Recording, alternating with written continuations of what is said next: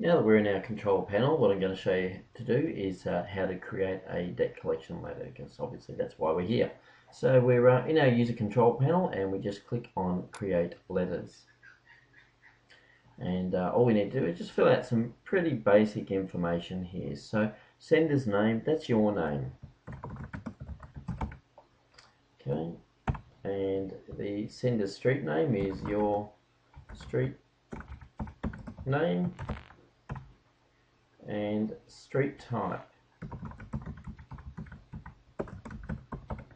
So what I mean by that is it a street, or is it a road, is it a lane, etc. So the street type, the postal code, so put in your postcode there and the system will automatically work out what the most appropriate, or you can decide what the most appropriate suburb is. From there you want to put in the information about the person you're sending the letter to. So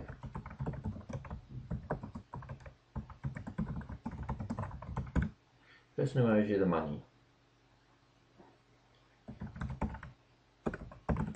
Put in their street name and number. Put in their street type again. Is it a street? Is it a road?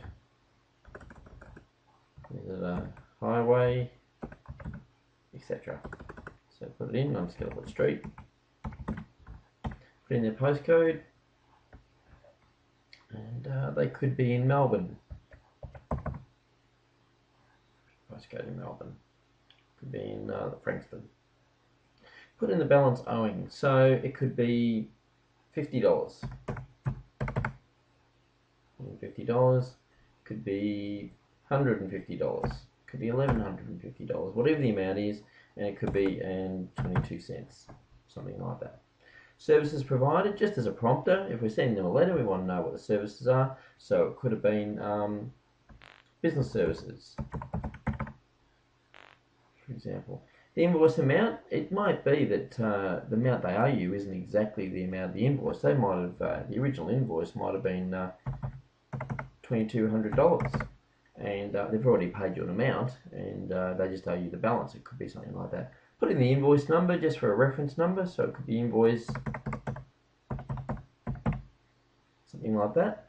And just do a double check, make sure that all the details are correct there for the person that you're actually going to be sending the letter to.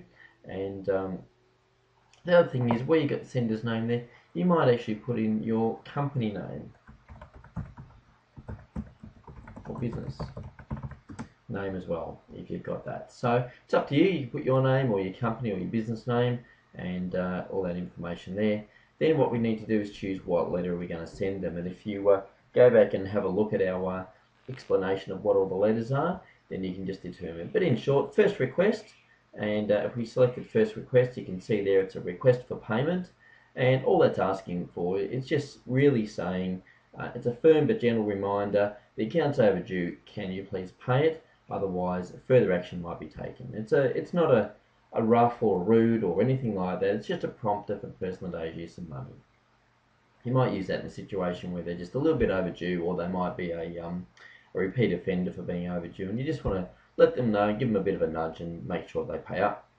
Next one might be a restricted account. So as you can see, there's a little bit of red writing there, and what we're saying there is that, okay, well, we've given you enough notice, you're overdue, we've restricted your account. So if you're a supplier, for example, what you might use this letter to say to them, well, hey, you're on cash only until we get the full amount out of you. We'll keep serving you, but you got to pay us cash, and by the way, we want the money you owe us.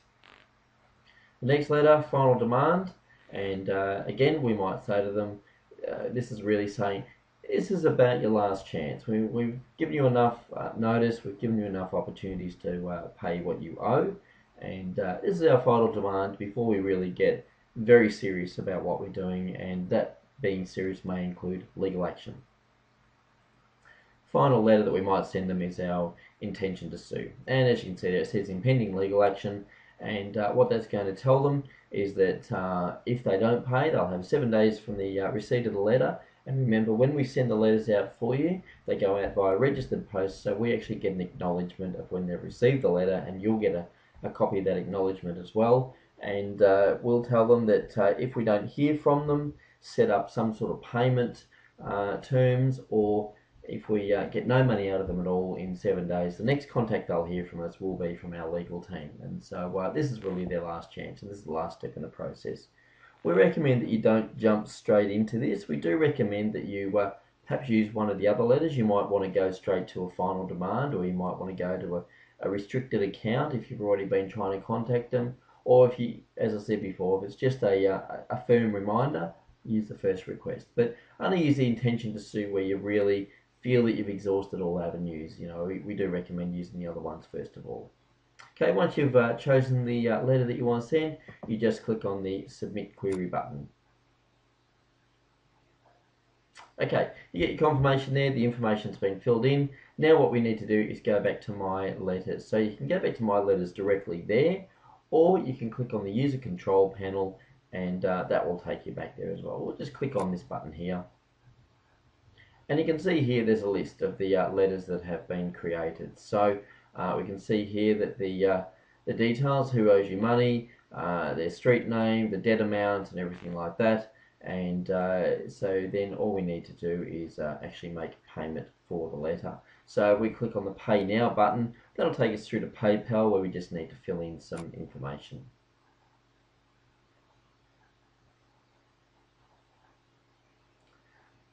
Okay, and we'll just click on that. No. Okay, so we're through to PayPal here, and you can see here it tells you it's Bridgewater Mercantile. That's our debt collection agency that that owns the Final Demand website. So we are one and the same, and so when you get your invoices, they will come from Bridgewater Mercantile. And then anyone who's used PayPal knows that you've got two options. You can simply just use your credit card. If you don't have a PayPal account, just put in your credit card number. It's all secure. PayPal's it's a secure agency, and then you just fill in all the details as you would if you were just purely using the credit card payments. So make sure that your country is Australia. Put in your card number.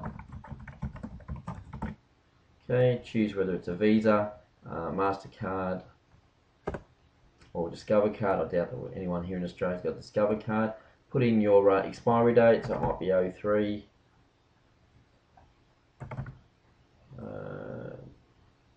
2015, for example. The CVV number, that's that 3-digit number that's on the back of your card. So MasterCard or Visa, it's the last 3 digits in the signature area on the back of your card. It's usually written in smaller print. So it might be 222, for example. Then you need to put in your legal full name. So that'll be the name that you have on the card. So put in your name, middle name's optional, put in your surname. Okay, when you're putting in your residential address, make sure that you don't put a PO box there because they don't accept them. So if you're part of a building number, but ideally just put in your street number, so it could be 222, your street, and the street type, so it could be street. If you put street, you get some choices there. Road. Okay. Put in your suburb. Put in your state, what state you're from. Put in your postcode. Okay, you might put in your details of your contact phone. You might put in your mobile or your work number. 61's country code for Australia, so if you're in Sydney, it'll be 612. If you're in Melbourne, it'll be 613. If you're in Brisbane, 617. Adelaide and Perth, I think it's 618, etc. Okay, then put in the rest of your phone number, 9123, something like that. Put in your email address, because this is where your confirmation will be emailed to for your payment. So you want to make sure you put in your correct email address.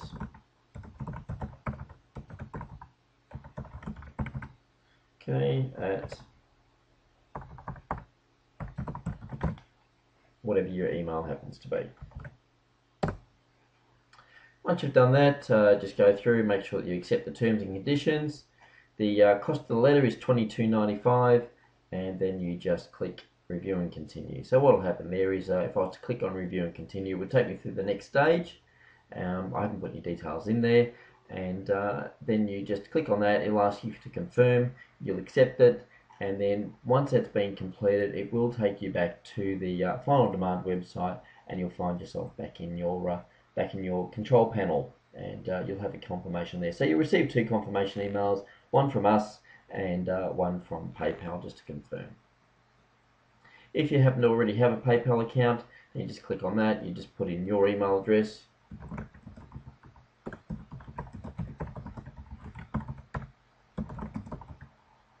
and you just put in whatever your PayPal password is, log in, and it takes you through, and anyone who's used PayPal would be familiar with that. So that ends the how we create a letter demonstration. If you have any further questions, you're welcome to email us at on the contact page. If you just go to contact and contact us, and we'll be more than happy to answer any other questions you have about creating a letter. So good luck with it, and we look forward to helping you. Thank you. Once you've registered for Final Demand, the next thing you'll need to do is log in, and it's a pretty straightforward process. So we're just going to click on the login button up here, so just next to register where you registered before, we'll click on login. And all it asks for is your email. So we'll just use the email address that we used in our demonstration, and then we put in our password that we used, and we click login. If you have forgotten your password, you just click on the forgot password link, and it'll ask you to put your email address in, and it will send an email to the email address that you registered with. So that's a pretty quick process too, and happens quite simply and easily. Back to where we were. So we just put in our email address, and we put in our password, and click login. Once you've logged in, you can see from here there's a number of things you can do. It takes you to your user control panel, and as you move around and do things, you just click on the user control panel, and it'll always bring you back to here so that you can edit your account information. So any account details that you need to update, you might want to change your address. We might change that to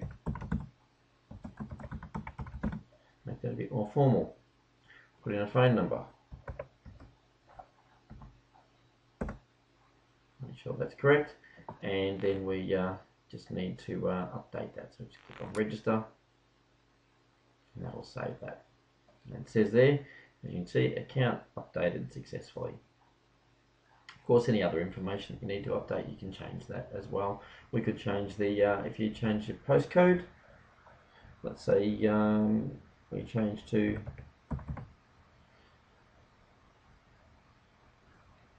Bankstown, and we just select Bankstown there, and then we just click register again, and it updates it again. So the information there is pretty relevant. We need to get back to our control panel. We just click here, and from here this is where we go in, and we can create our letters or manage any existing letters. We'll show you how to do that in the following demonstration.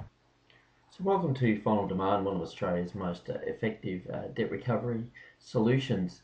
We're going to show you how to register for our website today. Registration's free, and it will enable you to send some debt collection letters to people that perhaps owe you money. So I've just typed in the web address there at finaldemand.com.au, and it takes you to our home page here. And so you can see here there's some information here about what we do, how it works, the industries that we help, costs and things like that, and you can look at all that information as you get to the site. Main thing we're looking at here is how to register. So what we need to do, there's 2 ways you can do it. You can click on the button that says click here, and that'll take you to the registration page, and as I said before, registration is free, so it doesn't cost you anything to register. The other thing you can do is just click on the register button, and that will enable you to register as well. So there's some information that we just need to get you started. So we just need you to enter your email address. So that's just your email address, and then you just need to confirm it by typing it in again. So it could be example of your email at youremail.com.au. And as I was saying, we need to just confirm that, so we just put that in again. Alright, then we type in your name, so it's just your name. then your surname is your surname, whatever that happens to be. If you have a company, and that's not a necessary part, you don't necessarily have to have a company, but if you do have a company, just type in your company name in there, and then the street number and street name. Of course, if it's not a street, if it's a lane or whatever, you put that in, but you might put in, 123 Smith Street, and then we put in the postcode. So a good example of a postcode, let's pick Sydney 2000. If you type in the postcode there, you'll see that you get a number of choices there of the relevant ones.